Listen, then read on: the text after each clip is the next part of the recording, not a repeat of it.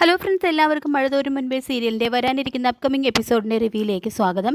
അങ്ങനെ തൻ്റെ മകൻ തെറ്റ് ചെയ്തിട്ടില്ല എന്നറിയുന്ന നിമിഷം എങ്ങനെയെങ്കിലും തൻ്റെ മകനെ പുറത്തിറക്കണമെന്ന് കരുതിയിട്ട് പല വഴികളും ആലോചിക്കുന്നുണ്ട് ബാലചന്ദ്രൻ. അവസാനം അലീനയോട് തുറന്ന് പറയുന്നുണ്ട്, മോളെ എന്തൊക്കെ പറഞ്ഞിരുന്നാലും അവൻ നിൻ്റെ അനിയനല്ലേ, നിനക്ക് ശരണ്യയോട് പറഞ്ഞ് അവനെ ഒന്ന് പുറത്തിറക്കാൻ ശ്രമിച്ചുകൂടെ എന്ന് ചോദിക്കുമ്പോൾ അലീന പറയുന്നുണ്ട്, അച്ഛൻ എന്തൊക്കെയാണ് പറയുന്നത്? ഞാൻ അവളോട് അങ്ങനെ ഒരു കാര്യം പോലും ഇതുവരെ തുറന്ന് ചോദിച്ചിട്ടില്ല. ഞാൻ അവളെ സമാധാനിപ്പിക്കാനും ആശ്വസിപ്പിക്കാനും വേണ്ടിയിട്ടാണ് അങ്ങോട്ടേക്ക് പോകുന്നത്.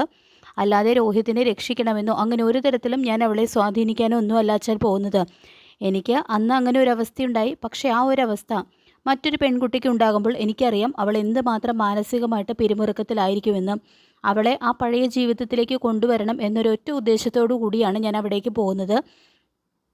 അപ്പോൾ പിന്നെ ഞാൻ എങ്ങനെയാണ് അച്ഛാ രോഹിതിന് വേണ്ടി അവളോട് ചോദിക്കേണ്ടത് എന്ന് പറയുമ്പോൾ, മോളെ അതിനവൻ തെറ്റൊന്നും ചെയ്തിട്ടില്ലല്ലോ. തെറ്റ് ചെയ്തിട്ടുണ്ടെങ്കിൽ ശരി, നമുക്കൊന്നും ചെയ്യാൻ കഴിയില്ലായിരുന്നു.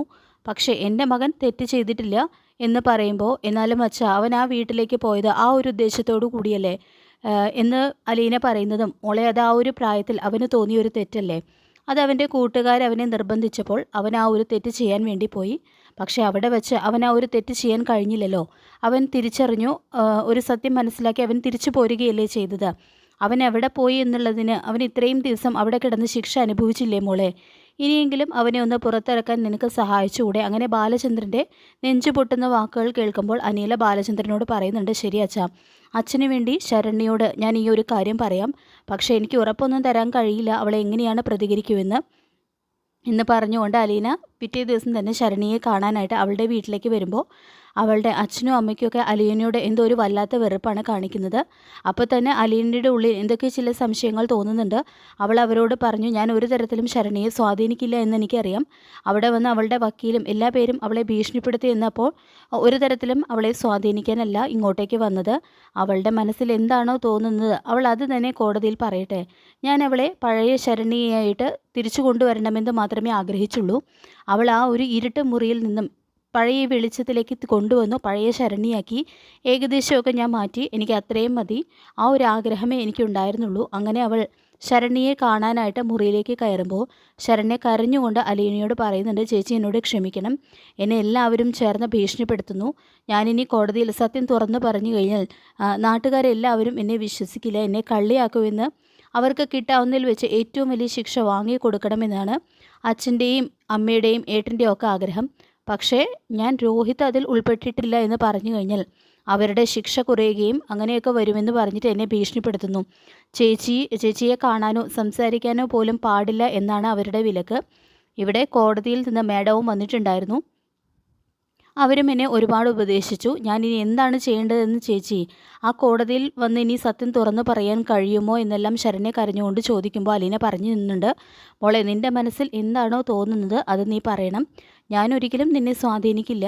ഞാൻ അവനെ രക്ഷപ്പെടുത്തണമെന്നോ അവൻ കുറ്റവാളിയല്ല എന്നോ ഒന്നും നിന്നോട് പറഞ്ഞിട്ടില്ല. നിനക്ക് എന്താണോ തോന്നുന്നത് അത് നീ പുറത്ത് പറയണം, അത്ര മാത്രമേ ഉള്ളൂ. നമ്മളെ കേട്ടിട്ടില്ലേ മോളെ, 1000 കുറ്റവാളികൾ രക്ഷപ്പെട്ടാലും ഒരു നിരപരാധി പോലും ശിക്ഷിക്കപ്പെടരുത് എന്ന്. അത് നീ ഓർമ്മ വച്ചാൽ മാത്രം മതി എന്ന് പറയുമ്പോൾ, ചേച്ചി എനിക്ക് എങ്ങനെ സത്യം തുറന്നു പറയാൻ കഴിയും? എൻ്റെ അച്ഛനും അമ്മയും ഒക്കെ എന്നെ ഭീഷണിപ്പെടുത്തുകയാണ് ചേച്ചി. എനിക്കിനി കോടതിയിൽ വരാനേ തോന്നുന്നില്ല എന്ന് പറയുമ്പോൾ, എനിക്ക് സത്യം തുറന്ന് പറയാൻ കഴിയില്ല ചേച്ചി, അതുകൊണ്ട് ഞാൻ കോടതിയിലേക്ക് വരുന്നില്ല എന്നും പറയുന്നുണ്ട് കേട്ടോ ശരണ. അപ്പോൾ ഈ ഒരു സമയത്താണ് ശരണയുടെ അച്ഛനും അമ്മയൊക്കെ റൂമിലേക്ക് വരുന്നത്. അപ്പോൾ അലീനയോട് പറയുന്നുണ്ട്, കേട്ടോ മോളെ ഇവൾ പറയുന്നത്, അവൾ ഇനി കോടതിയിലേക്ക് വരുന്നില്ല എന്ന്. അവൾ കോടതിയിൽ വരാതിരുന്നാൽ ഇനി അവന്മാരെ രക്ഷപ്പെടില്ലേ? മറ്റൊരു പെൺകുട്ടിക്കും ഇതേ ഒരു അവസ്ഥ ഉണ്ടാകില്ല. അതുകൊണ്ട് മോളൊന്ന് പറയണം, അവളോട് കോടതിയിലേക്ക് വരണമെന്ന് പറയുമ്പോൾ അലീന ശരണ്യയോട് പറയുന്നുണ്ട്, എന്താ മോളെ കേൾക്കുന്നത്? ഇത്രയും ദിവസം നമ്മൾ ഇതിന് വേണ്ടിയിട്ടല്ലേ ഒരു യുദ്ധം പോലെ ചെയ്തത്. എന്നിട്ടിപ്പോൾ നീ ഇപ്പോൾ എന്താ പറയുന്നത്? നിനക്ക് കോടതിയിൽ പോകാൻ വയ്യുന്നോ? എന്താ മോളെ ഇത്? അവന്മാർക്ക് കിട്ടാവുന്നതിൽ വെച്ച് ഏറ്റവും വലിയ ശിക്ഷ നീ വാങ്ങിക്കൊടുക്കണ്ടേ? ഇല്ലെങ്കിൽ മറ്റൊരു പെൺകുട്ടിക്ക് നിൻ്റെ അനുഭവം ഉണ്ടാവില്ലേ?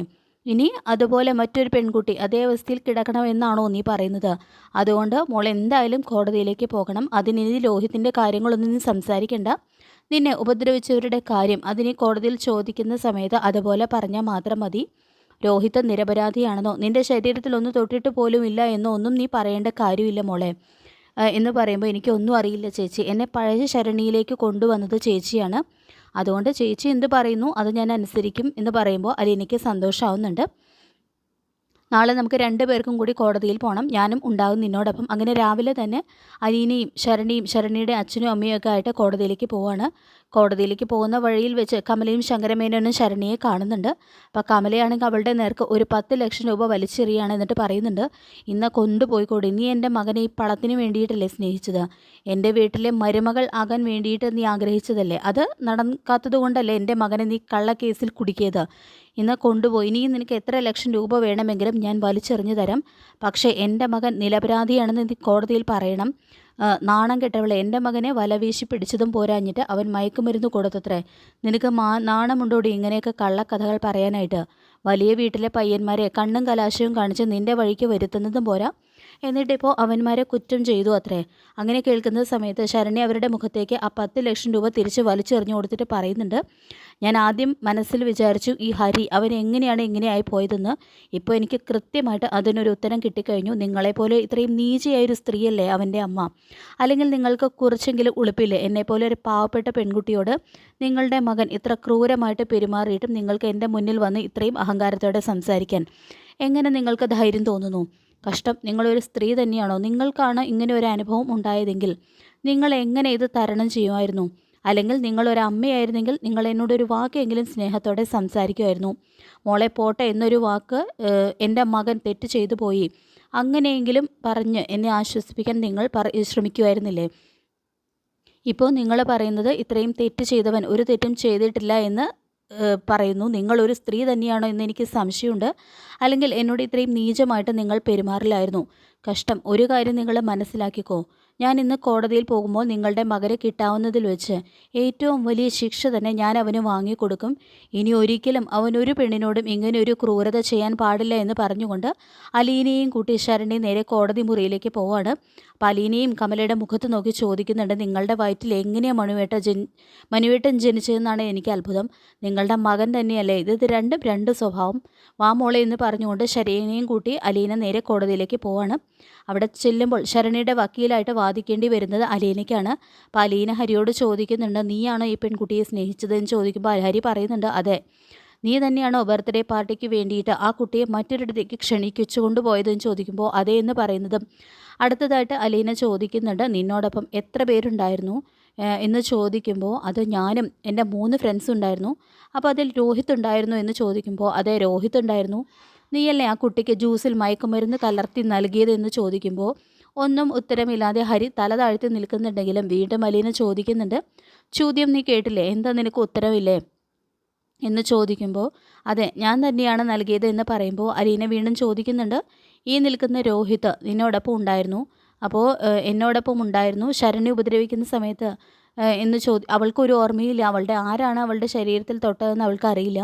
ബാക്കി നിങ്ങൾ 3 പേരും അറിയാതായിരിക്കുമല്ലോ ആ രോഹിത് കുറ്റം ചെയ്തിട്ടുണ്ടോ, അവൻ ആ പെൺകുട്ടിയെ ഉപദ്രവിച്ചിട്ടുണ്ടോ എന്ന് ചോദിക്കുമ്പോൾ ബാക്കി നിൽക്കുന്ന മറ്റു 3 പ്രതികളും പറയുന്നത് ഇല്ല എന്നാണ്. ഹരിയാണെങ്കിൽ പെട്ടെന്ന് തന്നെ അവരുടെ മുഖത്തേക്ക് നോക്കുന്നുണ്ട്. ഇനി മറ്റു 3 പ്രതികളും രോഹിത് കുറ്റവാളികളല്ല എന്ന് പറഞ്ഞുകൊണ്ട് ഹരിക്ക് ഇനി ഒന്നും തന്നെ ചെയ്യാൻ കഴിയില്ല. അങ്ങനെ ഹരിയും മറ്റു 3 പ്രതികളും ചേർന്ന് കുറ്റം സമ്മതം നടത്തുമ്പോൾ ഹരിയുടെ വക്കീൽ ശരണിയോട് പറയുന്നുണ്ട്, എനിക്കിനി കുറച്ച് ക്വസ്റ്റ്യൻസ് കൂടി ശരണിയോട് കൂടി ചോദിക്കാനുണ്ട്. ശരണി, ഞാൻ ചോദിക്കുന്ന ചോദ്യത്തിന് ശരിയായിട്ട് സത്യസന്ധമായിട്ട് ഉത്തരം നൽകണം. ആ സമയത്ത് അലീന പൊട്ടിത്തെറിച്ചുകൊണ്ട് ആ വക്കീലിനോട് ചോദിക്കുന്നുണ്ട്, ഇനി എന്താണ് ആവശ്യം? പ്രതികൾ തന്നെ കുറ്റസമ്മതം നടത്തി, ഇനി അവൾക്ക് നീതിയാണ് വാങ്ങി കൊടുക്കേണ്ടത്. ബഹുമാനപ്പെട്ട കോടതി ഈ പെൺകുട്ടിക്ക് എത്രയും പെട്ടെന്ന് തന്നെ നീതി വാങ്ങി കൊടുക്കണം. ഇവിടെ ഇപ്പോൾ സത്യം തെളിയിക്കപ്പെട്ട് കഴിഞ്ഞു. ഹരിയും മറ്റു 3 പ്രതികളും ചേർന്നാണ് ഈ പെൺകുട്ടിയെ ക്രൂരമായിട്ട് മാനഭംഗപ്പെടുത്തിയത്. പക്ഷേ ഇതിൽ നിൽക്കുന്ന രോഹിത് എന്ന് പറയുന്ന ചെറുപ്പക്കാരൻ നിരപരാധിയാണ്. അവനെ ഈ കേസിൽ നിന്നും വെറുതെ വിടണമെന്നും ബാക്കി 3 പ്രതികൾക്കും കിട്ടേണ്ടതിൽ വെച്ച് ഏറ്റവും വലിയ ശിക്ഷ തന്നെ കൊടുക്കണമെന്നും കോടതിയോട് അഭ്യർത്ഥിക്കുന്നു. അങ്ങനെ കോടതിയിൽ നിന്നും വിധി വരികയാണ് രോഹിത് നിരപരാധിയാണെന്നും മറ്റു 3 പേർക്ക് 3 ലക്ഷം രൂപ പിഴയും 6 വർഷം കഠിന തടവും ശിക്ഷിക്കാനാണ് കോടതി തീരുമാനിക്കുന്നത്. രോഹിത് നിരപരാധിയാണെന്ന് അറിയുമ്പോൾ അവൻ കൈകൾ കൊണ്ട് കൂപ്പി ശരണിയുടെ നേർക്ക് തൊഴുന്നുണ്ട്. അപ്പോൾ ശരണി പറയുന്നുണ്ട്, ഞാനല്ല നിന്നെ രക്ഷിച്ചത്, ഈ നിൽക്കുന്ന ചേച്ചി അലീനയാണ് നിന്നെ ഇപ്പോൾ രക്ഷിച്ചത്. അതുകൊണ്ട് എൻ്റെ അടുത്തല്ല നീ ഇപ്പോൾ പറയുന്നത്, അലീന ചേച്ചിയോട് പറയണം. എല്ലാത്തിനും നന്ദി അലീന ചേച്ചിയോടാണ് പറയേണ്ടത്.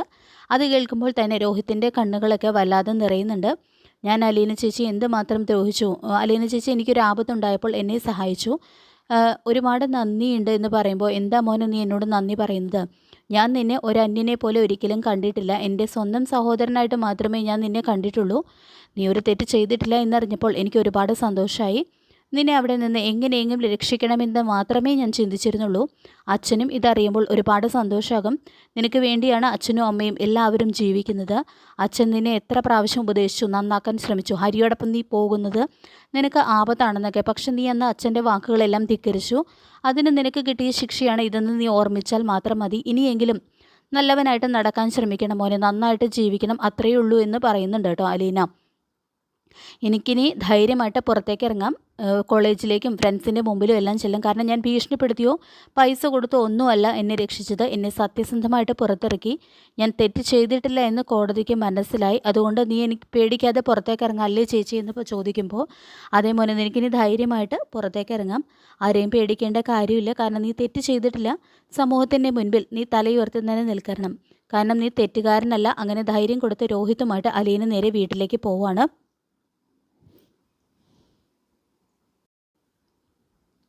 അതിനുശേഷമാണ് രോഹിത് അലീനയെ സ്വന്തം ചേച്ചിയായിട്ട് കണ്ട് സ്നേഹിക്കാനായിട്ട് തുടങ്ങുന്നത്. അപ്പോൾ മഴതൊരു മുൻപ് സീരിയലിൽ വളരെ ത്രില്ലിംഗ് ആയിട്ടുള്ള എപ്പിസോഡുകളാണ് വരാനായിട്ട് പോകുന്നത്. ഈ റിവ്യൂ ഇഷ്ടപ്പെട്ടെങ്കിൽ ലൈക്ക് ചെയ്യുക, ചാനൽ കൂടി ഒന്ന് സബ്സ്ക്രൈബ് ചെയ്യുക. താങ്ക്